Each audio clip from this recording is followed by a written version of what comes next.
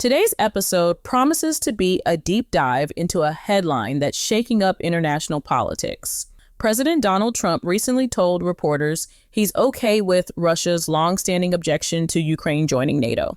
That's right, Trump declared they've been saying that for a long time, that Ukraine cannot go into NATO, and I'm okay with that. Plus, he revealed that he and Russian President Vladimir Putin had a more than hour-long call to start ending the war in Ukraine with plans to meet in person in Saudi Arabia. And later, after speaking with Ukrainian President Vladimir Zelenskyy, Trump hinted that Zelenskyy might lose his job once the war wraps up. What does this mean for Ukraine's future and for global stability? Stay tuned as we break it all down. It's a bombshell announcement, Alex. On the surface, Trump's willingness to accept Russia's stance seems like a dramatic pivot from the previous administration's policy. To summarize the news, Trump not only backed Russia's objection to Ukraine's NATO membership, but he also confirmed a detailed conversation with Putin aimed at negotiating an end to the conflict in Ukraine, with an in-person meeting expected soon in Saudi Arabia.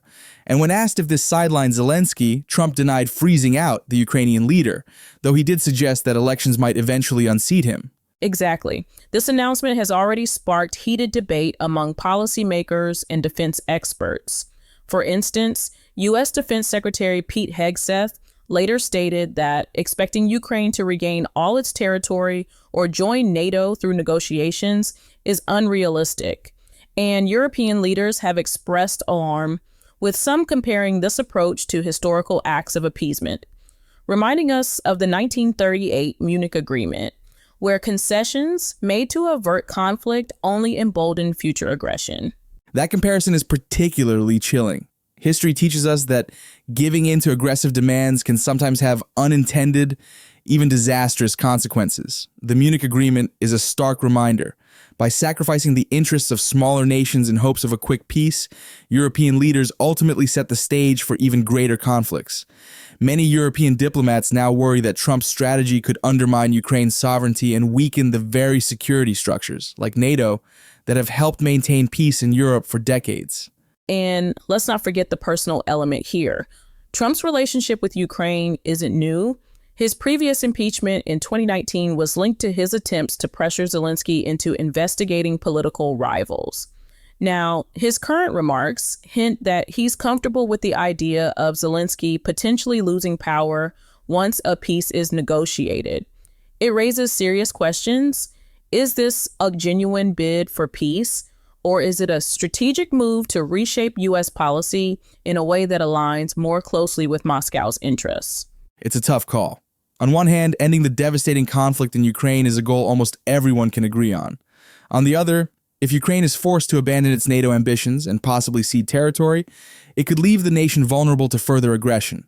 And while Trump claims his approach is designed to stop the millions of deaths by negotiating an end to the war, critics argue that making such significant concessions up front may only encourage further expansionist moves by Russia. Remember, U.S. allies like Germany's former defense minister Sir Ben Wallace have warned that without robust guarantees, Putin could rearm and be back. That's a powerful point, Jamie. And it's not just about military balance.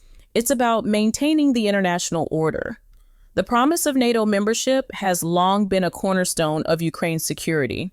Abandoning that promise might seem like a pragmatic move to some, but it risks undermining trust in international alliances.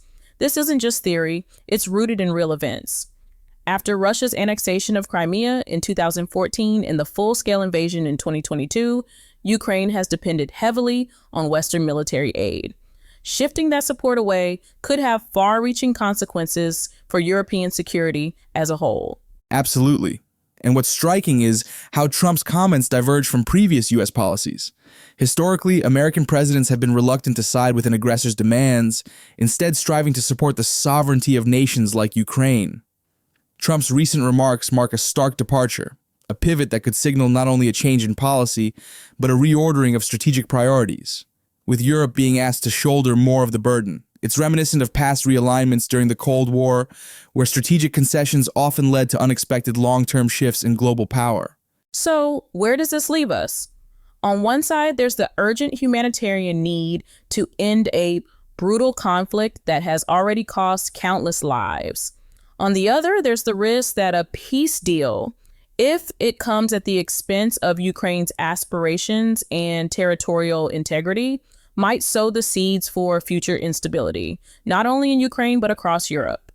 As we watch these developments unfold, it's crucial to ask, can lasting peace be achieved by compromising on core principles, or will such concessions only embolden adversaries?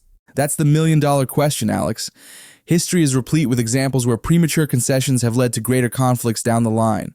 The challenge for Trump, and for policymakers worldwide, is to balance the desperate need for peace with the imperative to uphold the security and sovereignty of nations.